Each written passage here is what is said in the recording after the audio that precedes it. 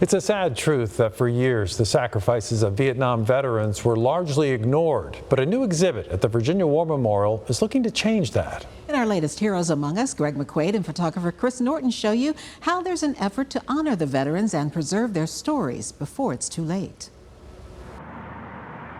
When you get these, I mean, this is the actual photo. Clay Mountcastle can't contain his excitement. For people that love history, I mean, this kind of stuff, you can spend hours looking at it. Artifacts and keepsakes from complete strangers have been filling his mailbox almost daily. This is a piece of an instrument panel from an aircraft that he worked on in Vietnam, all the way from Da Nang. The executive director of the Virginia War Memorial is embarking on a mission. Mr. Sutherland was a radio operator with the Special Forces in Vietnam. Clay is documenting stories of veterans who have largely been ignored. Come to find out that later on in his career, Mr. Rivas served on Air Force One. The exhibit, 50 years beyond the Vietnam veteran experience, opens at the end of the month, coinciding with the anniversary of the Paris Peace Accords. When you open these various packages. When he started searching for veterans, Dr. Mountcastle didn't know how many warriors would respond. I was hopeful that we would get at least 50 because we wanted to do 50 years beyond, 50 veterans, and we got over 1,000 submissions. When I got off that plane, I kissed the ground because I know what we have here.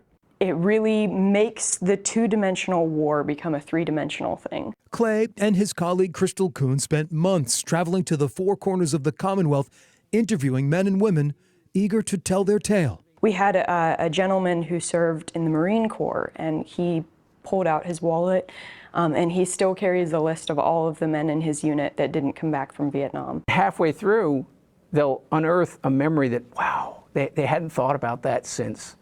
And it really just makes the interview that much more memorable, and it really makes it gold. And I think I discovered that night something about fear. And I opened up this envelope. For Clay, the gathering of materials is a race against Father Time. We have fewer than 50% of our Vietnam veterans still alive with us, and more every year are leaving us. There needs to be a sense of urgency. The stories allow visitors to hear from witnesses in their own words. Taking care of a 19-year-old triple amputee who only needed skin grafts for his stumps. There's a certain personal connection that comes from hearing a story from the person that, experienced it. This journey is a learning experience even for fellow veterans like Clay Mountcastle. One thing that I've learned in this whole experience is there is no greater pride in this country than that which you will find with Vietnam veterans. The exhibit, months in the making, is more than just honoring forgotten heroes.